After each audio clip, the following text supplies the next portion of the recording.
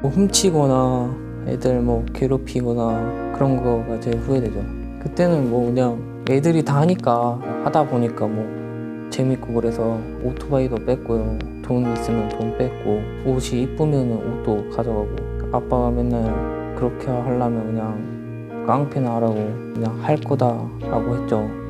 심심할 때마다 자동으로 계속 하게 되고 습관이 돼버려요.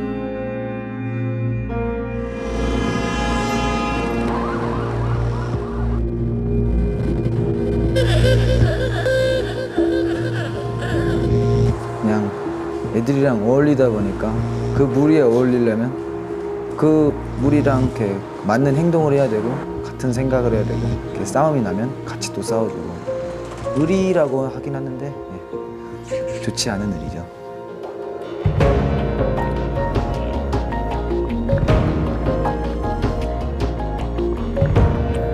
이제부터 이런 아이들의 이야기를 하려 합니다. 한때는 학교폭력 가해자였던 아이들입니다.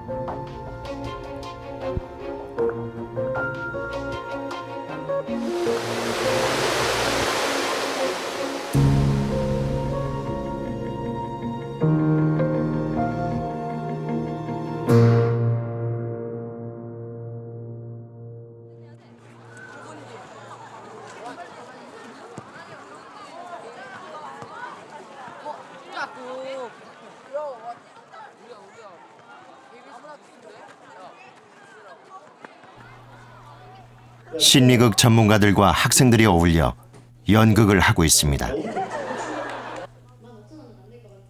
학교 폭력에 대해 진지하게 생각해보는 시간입니다.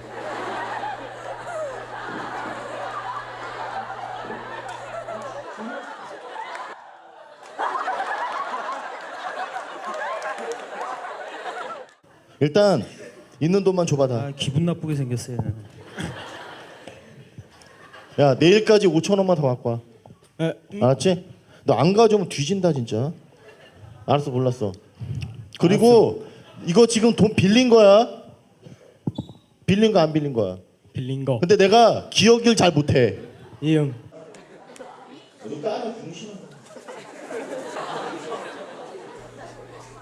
연극인 줄 알면서도 그냥 웃어넘길 수만은 없습니다. 이런 위험은 이미 일상화되어 있기 때문입니다. 45이야. 난 그렇게 뺏겼을 때 몇 번씩 뺏겼던 거야? 처음이었어? 아, 네. 처음이었어? 거의 처음. 근데 선생님이나 부모님한테 얘기했어 못했어? 못했죠. 왜 못했을까? 보복당할까. 아 보복당할까 봐. 보복당할까봐 눈 감고 입 다무는 사이 학교 폭력은 들불처럼 번져갔습니다. 어느 학교에서 왔어? 그 학교에 급장도 없었어. 교실 안에는 선생님은 알 수 없는 위계 질서가 존재합니다. 그 위계 질서의 정점에 이른바 짱이 있습니다. 이 영화의 주인공 엄석대 같은 인물이겠죠. 나가. 그런데 영화나 소설보다 더 끔찍한 엄석대가 학교에는 늘 존재해 왔다고 아이들은 말합니다.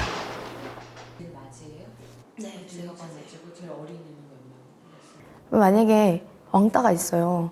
그리고 괴롭히는 애들이 있고 중립적인 입장인 애들이 있다면 그거에 왕따 시키는 애들이 제일 위고 중립이 그 중간이고 왕따를 다 괴롭힘을 당하는 애들이 맨 밑이에요.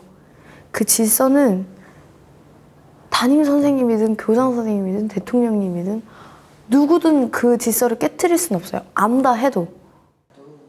반발해요? 목사님한테? 저는. 연기를 전공하는 대학 1학년생. 얼굴선이 또렷하고 눈이 예쁜 이 소녀가 이토록 자신만만하게 얘기할 수 있는 건 자신이 한때는 숱한 엄석대 중 한 명이었기 때문입니다. 이른바 일진이었습니다. 학교마다 다른데 저는 3.0점. 여기서만큼은 내가 괴롭히는 자가 되겠다. 이런 마음을 먹고 있는 애들인데 선생님이 뭐라 한다고 안 하겠어요? 그러니 선생님은 나한테 뭘 나를 죽일 수 있는 것도 아니고 나한테 그런 무차별적인 폭력을 휘두르지 못한다는 걸 알고 있기 때문에 뭐 학교 잘라라. 난 얘를 죽이고 잘리겠다. 뭐 이런 뭐 그런 거.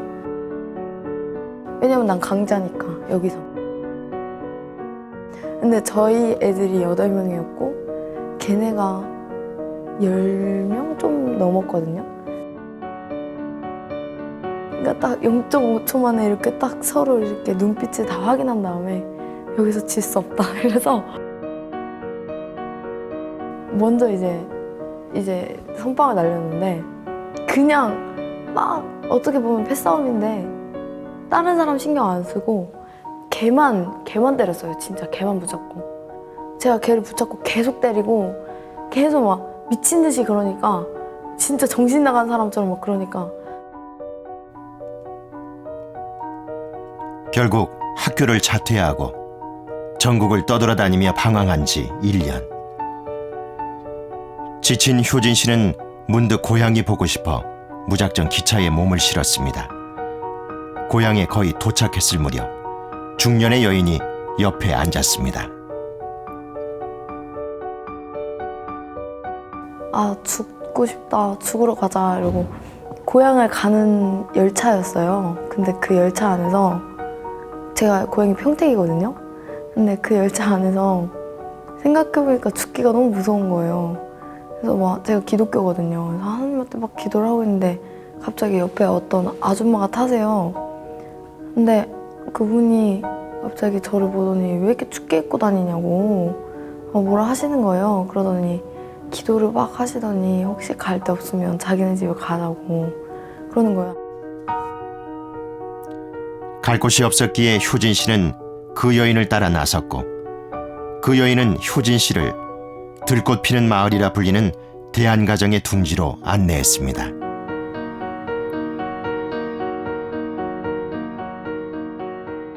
가족이 없고 외로움을 많이 타는 아이에게 너 12시가 통금이잖아. 왜 안 들어와? 이게 아니라 뭐 너 안 들어왔으니까 뭐 청소해. 아니면 뭐 이거 해. 이게 아니라 벌칙 규칙으로 우리를 다 이렇게 통제하는 게 아니라 우리에게 그렇게 막 부족하고 우리가 가장 목말라 있는 가족, 사랑, 관심으로 우리를 통제하는 그런 유일한 효진 씨는 고졸 검정고시를 통과하고 대학에도 합격했습니다. 마음이 가장 중요해. 어두웠던 과거를 공개적으로 털어놓을 만큼 용기 있고 신념 있는 인간으로 성장한 효진 씨.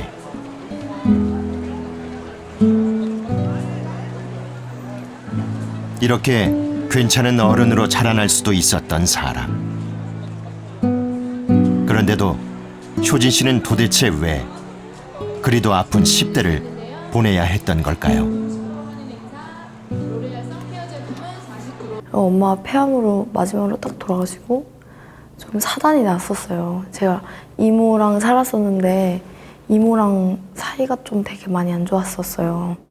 좀 그래도 나는 어리고 철이 없었는데 좀 가족이면 보듬어 줄 수 있는 건 아닌가. 막 정신적인 막 문제가 있다 막 그런 식으로도 얘기하고 막 제가 엄청 맞고 쫓겨났어요 집에서. 집에 딱 갔는데 집이 다 없어진 거예요.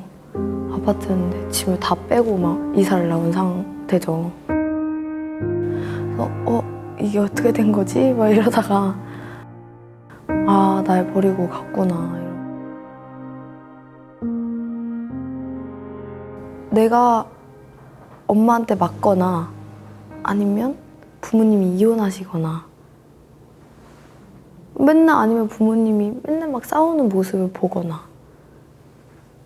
막 그런 문제들에 아니면은 부모님이 사회적으로 좀 가정 형편이 좀 어렵고 그러면은 어쨌든 그 가정은 사회적인 약자잖아요. 그렇기 때문에 그런 환경 속에서 있는 아이들은 자기 스스로를 굉장히 약한 사람 또는 비참한 사람, 세상에서 가장 불행한 사람으로 느끼기 마련이거든요. 그러니까 이제 거기서 벗어나고 싶은 거죠. 학교에서만큼은. 내가 강해 보이고 싶고 누군가가 나를 함부로 못하게끔 하려면 어쩔 수 없이 내가 사람들이 나를 우러러보게끔 만드는 방법이 가장 좋은 게 폭력이거든요. 그걸 폭력을 휘둘러야 될 수밖에 없는 그런 상황이 있어요.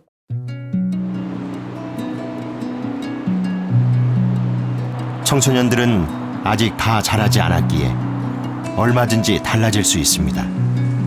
그런 변화의 열쇠는 바로 어른입니다.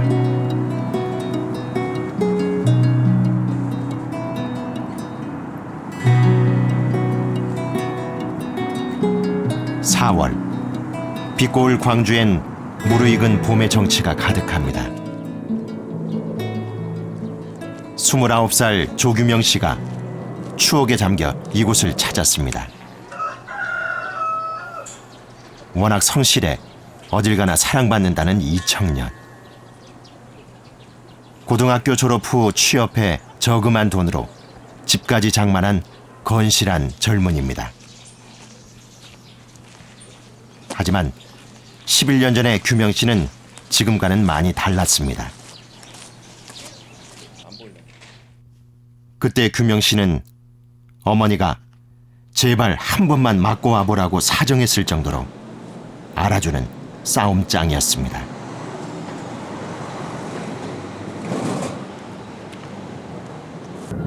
그냥 환경이 그랬죠. 뭐 제 마음대로 되는 것도 없고 그냥 집안 환경도 그랬고요. 좀 근데 자존심을 세서 남한테 지기는 싫고요. 그러니까 제 성격을 못 이겨서 한 번씩 나가고 싸우고 뭐하고 그러다 보니까 그 길로 가고 그냥 아무 생각 없이 그랬던 것 같아요. 그냥 순간 기분 우가고 막 제 자신을 컨트롤 못했던 것 같아요. 그때는. 싸움과 방황으로 점철된 2년이 지난 후 고등학교 1학년 때 규명 씨는 퇴학 처분을 받습니다. 그래도 마음 잡아 보려던 그때 중학교 때 일이 문제가 되어 퇴학 처분을 받고 나니 될 대로 되라는 심정이었다고 합니다.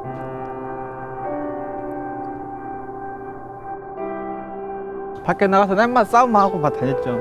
애기들이 하고 경찰서도 가고요. 시내 나가서 싸움도 많이 하고요. 그래서 학교에서 싫어했어요, 저를요.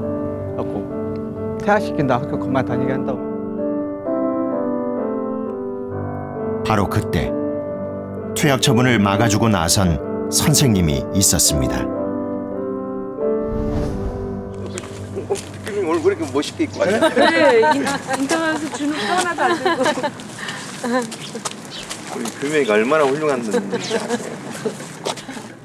만났어요, 점심을. 11년 전 규명 씨의 인생을 바꿔놓은 마을회관 앞에서 그 선생님을 다시 만났습니다. 중학교는 이제 운동을 그만하겠다 그러니까 전학을 가야 된다. 여기에요. 이것도 제가 그때 지은 건데 하우스도. 지은 거예요? 네, 제가 그때 지었던 거예요. 학교 다닐 때. 아직도 있네요. 학생들끼리. 예, 저희끼리 지었던데요. 뭘 하러 지은 거예요? 그때 축사람 뭐 만든다고 지었을 거예요. 토끼랑 해서. 토끼 같은 거. 그때 기억나네요. 한 10년이 다 된 것 같은데.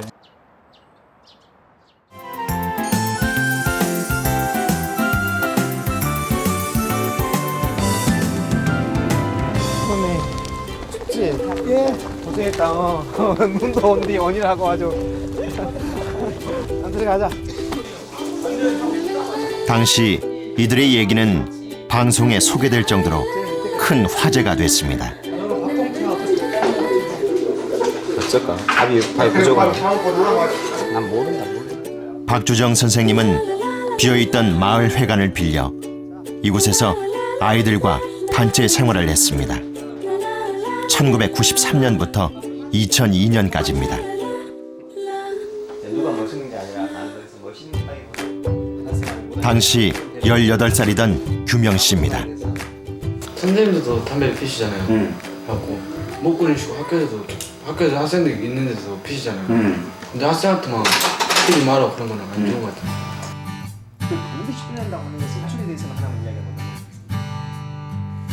선생님은 10년 동안 마음에 상처를 입은 제자 800여 명과 숙식을 함께하며 아픔을 다독여줬습니다.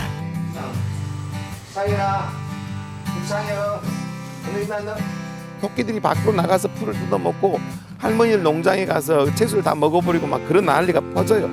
그러면 할머니들한테 야단 맞고 나면 옛날 같았으면 대들고 막 욕하고 그랬을 아이들입니다. 할머니 죄송합니다. 다음부터 잘할게요. 그리고 돌아와서 자기들끼리 막 킥킥거리면서 야 내가 이럴 거 아니 그랬잖아. 안 그래? 옛날 같았으면.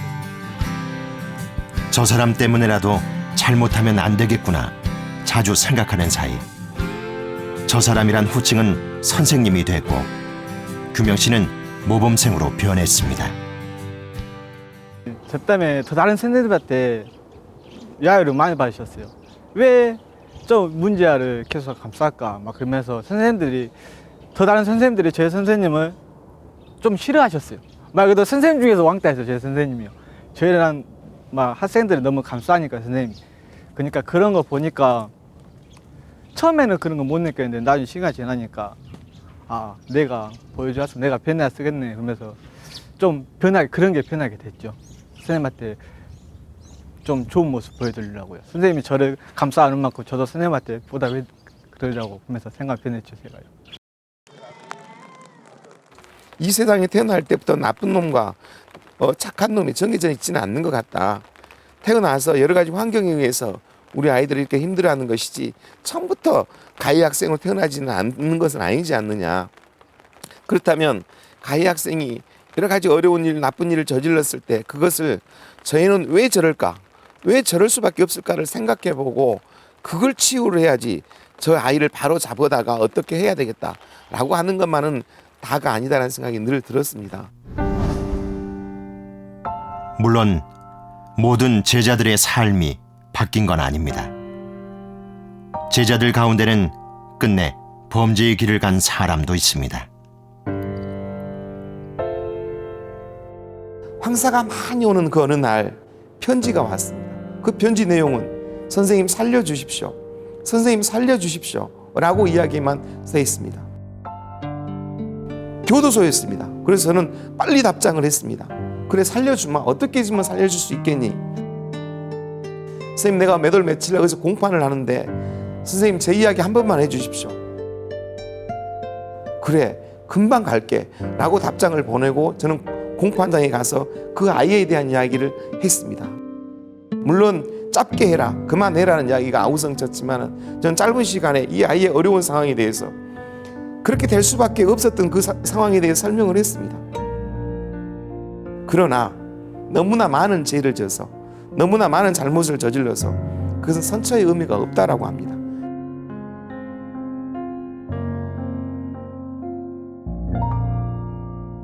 들어주자.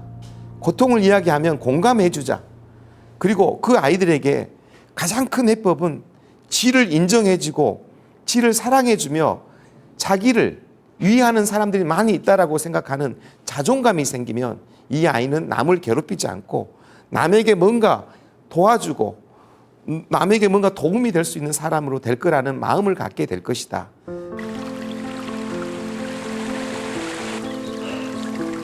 시 한 편을 선생님은 자주 암송합니다.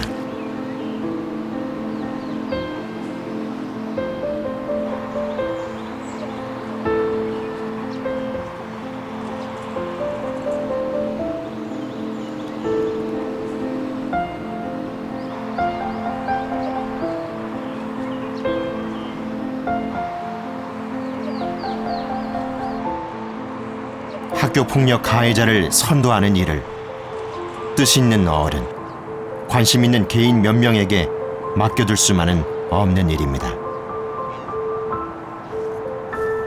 그러니까 우리는 학교 폭력을 심각하게 저지른 아이일수록 그 아이는 다시 회복되기가 어려워요. 누구도 돌봐주지 않으니까. 그러니까 우리가 그런 특이한 사람들을 돈을 들이고 인적 자원을 투입을 해가지고 한 사람을 구하는 것이 그죠? 결국은 국가적으로 봐서 이득이다 하는 생각을 가지고 한 사람이 그렇게 어려운 사람이면 4-5사람이 붙어서서 그거를 메인스트림으로 복귀시키는 이런 노력을 좀 해야 돼요. 근데 청소년 폭력예방재단 이사장을 7년이나 지낸 문용린 서울대 교수. 독일에서 본 청소년 대안 공간이 잊혀지지 않는다고 했습니다.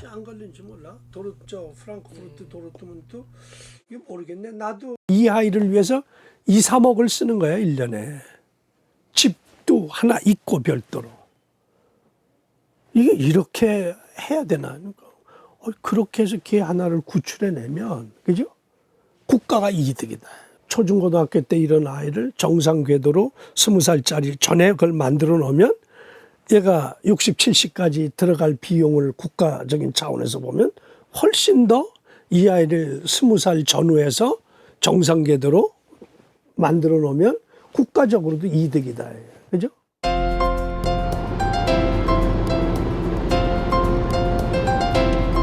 독일 베를린에서 차로 6시간을 가면 보쿰이라는 곳에 닿습니다.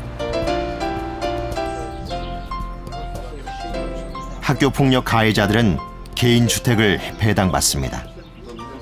보통 8명이 한 집에 머뭅니다.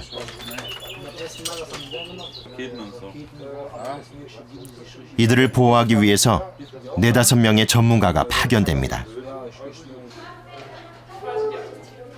전문가는 임상심리사와 놀이치료사, 사회복지사로 구성되고 이들은 함께 혹은 교대로 24시간 내내 가해자들과 함께합니다. 가해자들은 특히 한 주에 적어도 20시간 이상 심리 상담을 받아야 합니다. 같이 밥도 먹고 심지어 학교 갈 때 동행하는 경우도 있습니다. Es hat viel damit zu tun, dass die Jugendlichen wenig Erfolge hatten, wenig Selbstvertrauen haben und dann darauf angewiesen sind, sich Erfolge, sich Selbstvertrauen, sich Respekt zu verschaffen, indem sie sich eben durch Straftaten, durch körperliche Übergriffe eben solche Sachen verschaffen. Und wir erarbeiten mit denen Wege, wie sie Erfolge haben können, wie sie Respekt entwickeln können, wie sie Selbstvertrauen schaffen können, durch Erfolge. Wir trennen zwischen dem Verhalten, was die Personen oder die Jugendlichen zeigen, und deren Person. Und wir finden die Jugendlichen erstmal nett, können aber das Verhalten, das sie zeigen, völlig ablehnen. Das ist völlig schräg. Und wir sind darauf bedacht, eben Verhaltensweisen zu entwickeln, die prosozial sind, die sich also für die Gemeinschaft.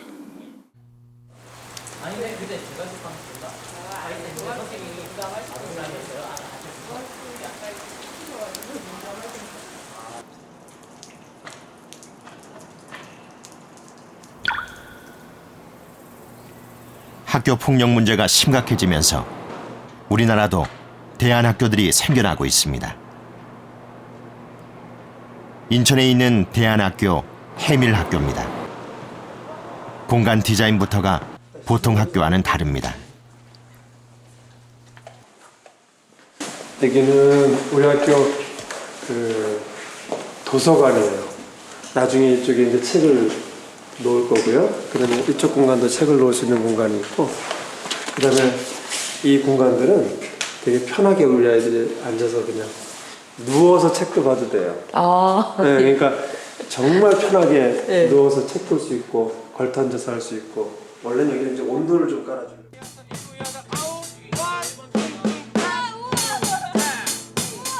중학교 1학년부터 고등학교 3학년까지 전교생이 48명입니다.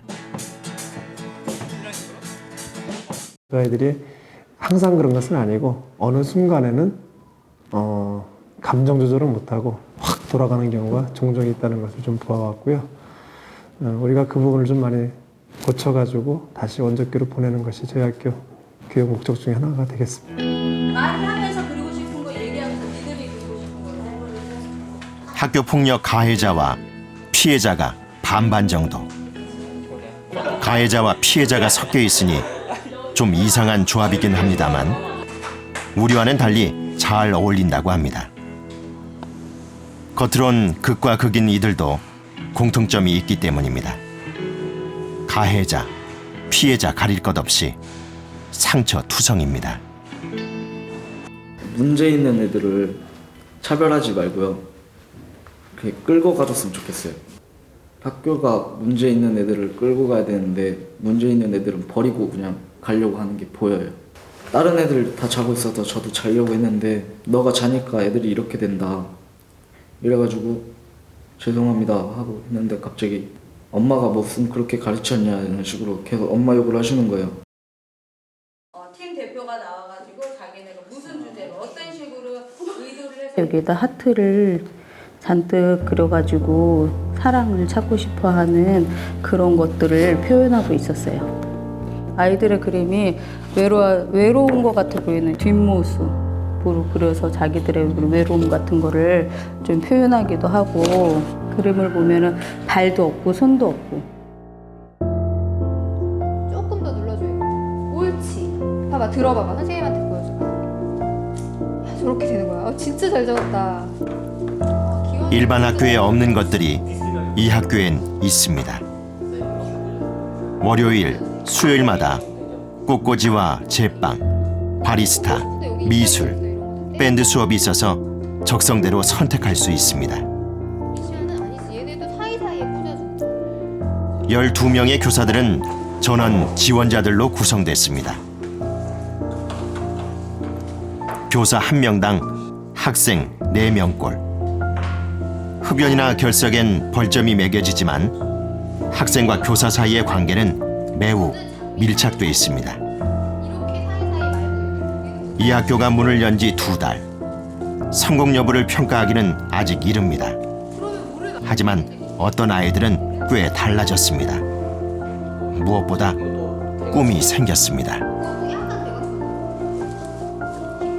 음악을 중학교 때부터 해왔다가 고등학교 때 잠깐 방황하고 지금 와서 다시 하려고 하고 있는데, 일단은 실용음악을 지금 하고 있고요.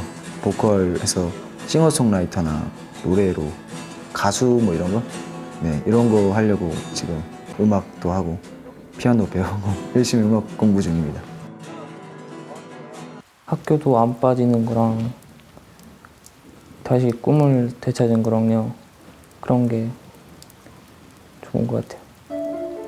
요번에 학교를 와서 다시 이제 요리사 하고 싶다는 생각이 들었죠.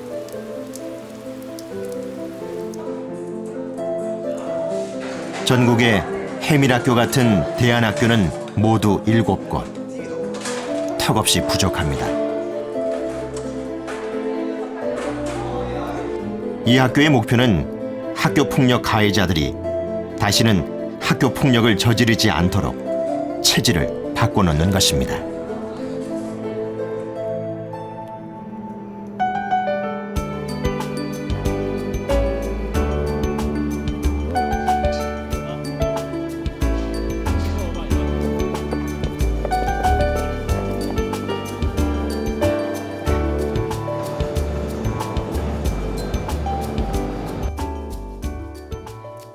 학교 폭력은 사실 우리만의 문제는 아닙니다. 학교 폭력이라는 용어 자체가 1960년대 북유럽에서 생긴 것입니다.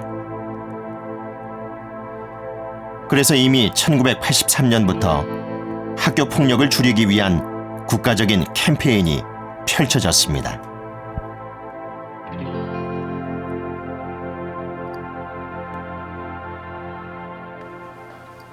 이 캠페인의 주인공이 베르겐 대학교의 올베우스 교수입니다.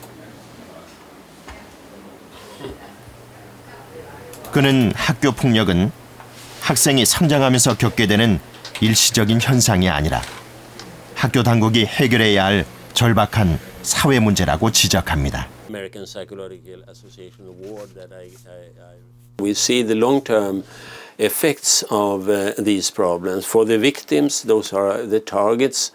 They have a lot of problems with depression, poor self-esteem, anxiety, and so on. Also, when you follow them up, maybe 10 years later, after the bullying had stopped.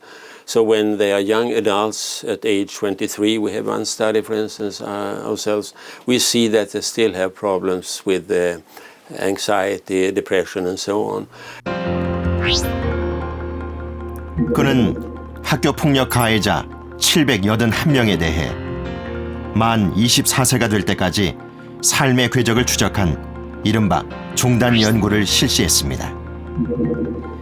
이 연구를 분석한 결과 우리로 따지면 중학생 시기 학교 폭력에 가담하지 않은 보통 청소년은 성인이 됐을 때 10%가 범죄를 저질렀지만 이 시기에 학교 폭력 가해자였던 소년들은 35에서 40%가 24세까지 공식적으로 3번 이상 범죄에 가담한 것으로 나타났습니다. And many of the bullies continue on that path, and so we see in the criminal registers, for instance, in particular that's for boys, we see that boys who have been former school bullies are often in conflict with society, and they are overrepresented in the criminal registers actually. So this means that it's very important to do something about these problems, not only for the victims. I mean, the main reason for doing intervention work, for preventing this, is of course to create a safer and better life for children who are exposed to, one should not violate their human rights. But it's also important to do this for the sake of the bullies, because if you don't change their behavior, many of them are very likely to end up with problems with criminality, drug abuse, and partner violence and other things. 노르웨이 학교에는 올베우스 교수가 만든 4가지 원칙이 자리 잡고 있습니다. 올베우스 프로그램이라고 불립니다. 학교 폭력 사실을 반 전체에게 공개하고 피해 당사자는 고통을 말로 표현할 것, 반 친구들도 피해자의 고통을 알게 할 것, 그리고 가해자는 반드시 명료하게 1대1로 사과해야 한다는 것입니다. 이 모든 것은 학교 폭력의 책임이 학교에 있다는 전제하에 이루어집니다.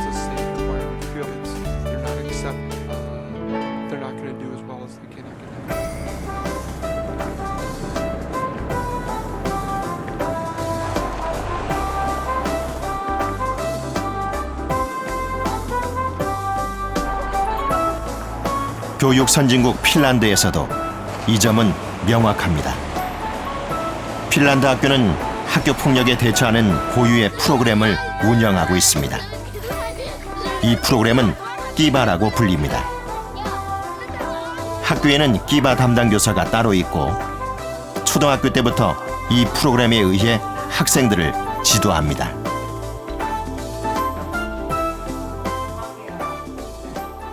But we don't, because we have this non-claim system that we don't claim that okay, you were the mean person, but we just let the kids to change their behavior first. So in most cases, it has stopped. And then we can send a letter for the parents that okay, your child has been part of this, but the bullying has stopped.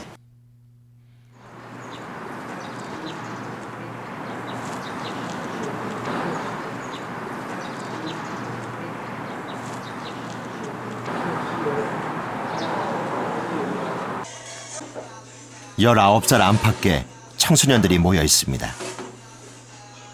절도 등 범죄를 저질러 법원에서 보호관찰 처분을 받은 후 이 시설에 위탁됐습니다. 이들의 일탈 역시 대부분 학교 폭력으로 시작됐습니다. 일주일에 한 번 있는 미술 수업 시간. 수업 도중 불현듯 드러난 아이들의 내면 풍경은 삭막합니다.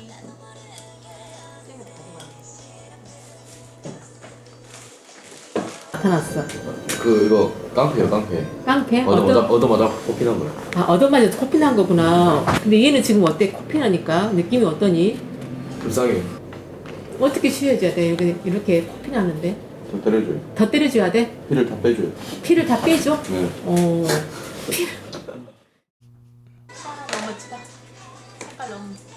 가장 모범적이고 공부에도 의욕을 보이는 경수. 중학교 때 같은 반 친구를 심하게 때린 적이 있다고 했습니다. 턱에 빠졌어요. 때리다 콧뼈도 부셔지고 때리다 보면 계속 때리기 때문에 그 멈출 수가 없었어요. 부르면은 원래 막 친구 이름 부르면 거의 오잖아요. 안 와요. 도망가요. 복도에서 막 인사하면은 그냥 막 뛰어가는 애들 있고 뭐 일단 걸어가면은 그냥 어깨 안 부딪히고 막 벽에 막 붙어있는 애들이 있어요. 폭력이 일어난 후에 그렇게 됐어요. 상했어. 뭐가 상했어? 이거 상했어.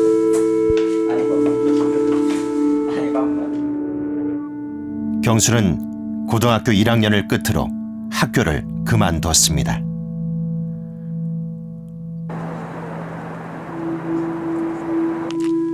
집안이 좀 많이 안 좋았어요, 사정이. 그래가지고 일단 돈 벌 생각하려고 이제 자퇴를 하고 돈 벌고 이러다 보니까 조금은 괜찮아졌어, 집안.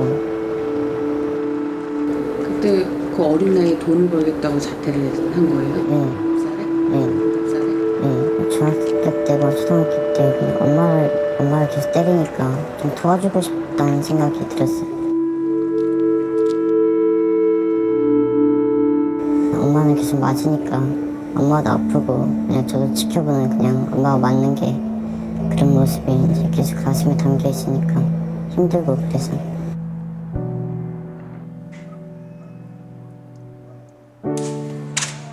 이제 19살.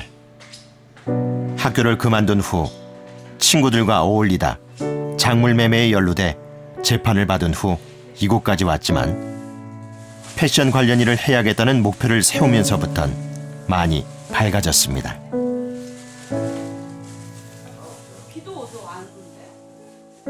아빠들이 이제 엄마를 때릴 때 애들만 없을 것 같지만 그래도 어딘가에서 다 지켜보고 있으니까 부인 마음만 다치게 하지 말고 잘해주라고. 여기를 거쳐가는 아이들 대부분 비슷한 사연이 있습니다.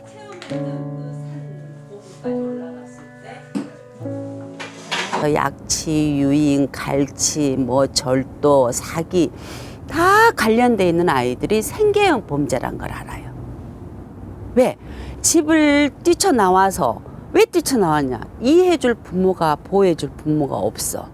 또 밖에 나와서 있다 보니까 밥 먹어야지, 또 PC방 가야지, 또 유흥비 마련해야지 하니까 가장 가까운 학교에 있는 취약한 애들한테 금품 갈취하고.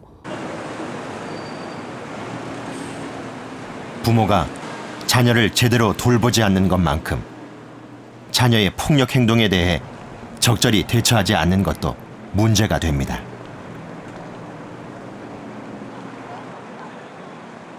아이가 어디 가서 맞고 와요. 그러면 너무 억울해. 막 그리고 바보같이 맞고 왔니? 그리고 애를 막 야단치는데 때리고 왔다. 그러면 거기에 대해서 관대해요. 아유 뭐 그러지 마라 앞으로. 이런 정도지 때리고 온 거에 대해서는 그렇게 신경을 안 쓰는데 결국 그런 아이들이 점차적으로 찝쩍거리고 좀 쳐보고 이러다가 점점 폭력으로 발달을 할 수가 있고. 나는 학교폭력을 당한 친구를 알게 되면 지나치지 않고 꼭 도와주겠습니다. 또한 반드시 신고하고 내가 피해를 당하게 되면 용기를 내서 선생님과 어른들께 부탁을 하겠습니다 라고 되어 있습니다. 그래서 이 서약서를 지금 친구들과 함께 약속하는 시간을 가질 거예요. 하나, 둘, 셋. 그렇다면 황폐한 교육 현장에서 아이들을 구할 수 있는 길은 뭘까요? 뾰족해질 대로 뾰족해진 아이들의 심성을 누그러뜨릴 방법이 분명 있기는 할 텐데 말입니다. 이 연구는 이제 기능적 MRI라고 해서 기능적인 상태의 변화를 측정할 수 있는 그런 뇌영상 기법인데 대개 이 두 가지의 필름을 보여주면서 이제 촬영을 합니다. 그게 동영상인데 실제로는 하나는 이렇게 문을 닫을 때, 차 뒷문을 닫을 때 손이 끼는 동영상이고요. 굉장히 고통스럽게 느껴지는 그런 장면이죠. 실제로 뭐 소리도 나고요. 그 비명을 지르는. 근데 이거는 트렁크를 닫는 그냥 그런 행동을 보여주는 동영상이니까 어떻게 보면 이제 그냥 특별한 감정적인 자극을 불러일으키지 않는 동정심이나 그런 걸 불러일으키지 않는 그런 동영상이죠. 정상적인 아이들에 비해서 반복적인 가해 행동이나 공격성을 보이는 아이들이 해마와 편도핵의 활성도가 현저히 감소됐다는 것을 발견한 겁니다. 그 부위가 적절하게 활성화가 안 된다는 것은 타인의 고통을 보면서도 그 고통을 별로 느끼지 않는다는 뜻이 되고, 타인의 고통스러운 장면을 보면서 거기에 동병상련하고 공감할 수 없다는 것을 의미하는 걸 수 있겠죠. 교육적인 여러 가지 환경적인 또 치료적인 도움을 통해서 분명히 정서적인 처리가 회복된다면 타인에 대한 고통을 느끼는 능력이나 또 공감할 수 있는 능력들도 향상될 수 있게 되는 거죠. 2층인데 거기 가서 있는데 눈앞에 흙하고 흙은 거야. 여기 갔다 오라고 하면 다시 이제 들어간다며. 자, 그러면 우리 분위기를 바꿔서 무슨 얘기인지 알겠죠? 여러분들의 시를 지금 이제 우리 합평을 할 건데 힐랄하게 합평을 하세요. 알았죠? 겨우 10대 후반. 짧은 삶의 여정에 굴곡진 경험이 많았던 이들입니다. 지난해부터 해온 시 수업. 아이들은 시 쓰고 읽는 것을 매우 즐거워합니다.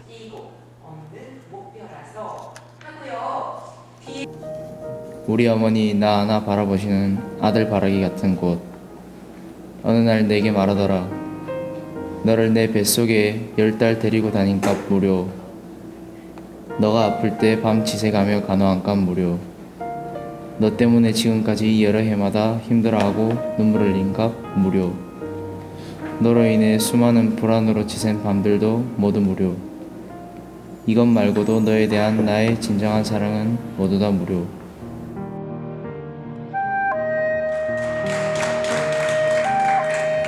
지난해부터 이 소년원에서 실시해온 시 창작 수업은 아이들을 바꿔놓았습니다.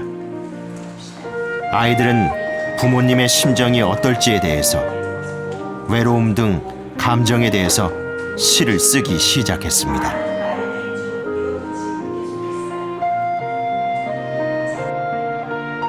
창밖을 쳐다보니 비가 내린다. 창문은 열어 밖을 쳐다보니 바람이 분다. 문득 비를 맞으며 뛰어놀고 싶다는 생각이 든다. 난 창문을 닫고 우산을 쓰고 길거리를 방황한다. 우산을 타고 흐르는 빗방울 소리를 들으니 외로워지네. 비를 맞고 싶다. 난 우산을 놓아버리고 빗방울과 친구가 되었다.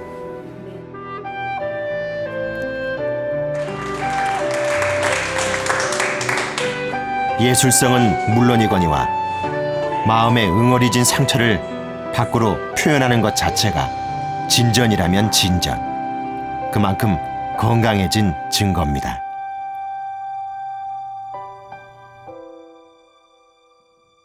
몰입할 수 있는 곳을 마련해주고 또 타인에 대한 공감 능력, 또 자기 성격에 대한 절제, 또 배려, 그리고 공동체 안에서 본인의 역할이나 이런 것들을 느낄 수 있게 해주는 게 문화예술 교육이거든요.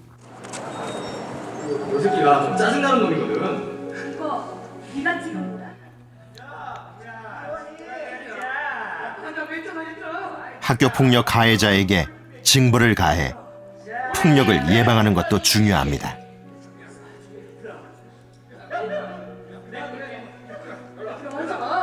어른들이 상상할 수 없을 정도로 잔인한 학교 폭력도 드물지 않기 때문입니다.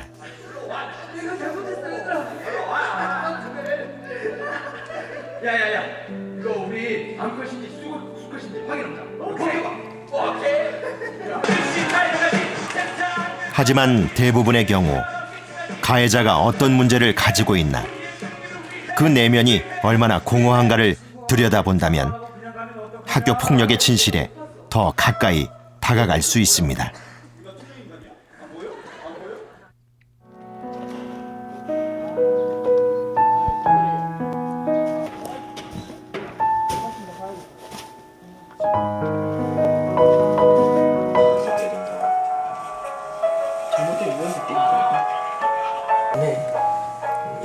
UCC는 두 고등학생이 졸업 작품으로 만든 것입니다. 주위의 친구들을 한 번 더 봐줬으면 하는 마음이고요. 또 피해자도 분명히 생각이 있고 선생님한테 말할 수 있는 입이 있고 한데 과거의 우정이란 것 때문에 참는 그 친구들을 한 번 더 생각해줬으면 하는 마음에 지금. 이 UCC에는 실제 아픔이 녹아 있습니다. UCC를 제작한 광일군은 한때 학교폭력 가해자였습니다. 그는 어떻게 달라진 걸까요?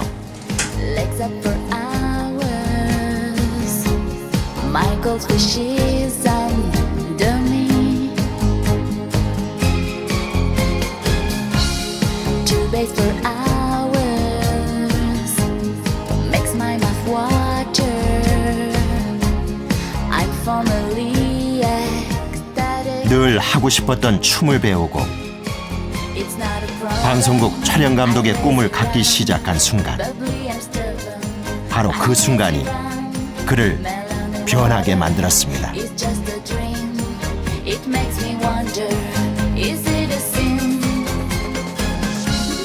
Bubbles and water, legs up for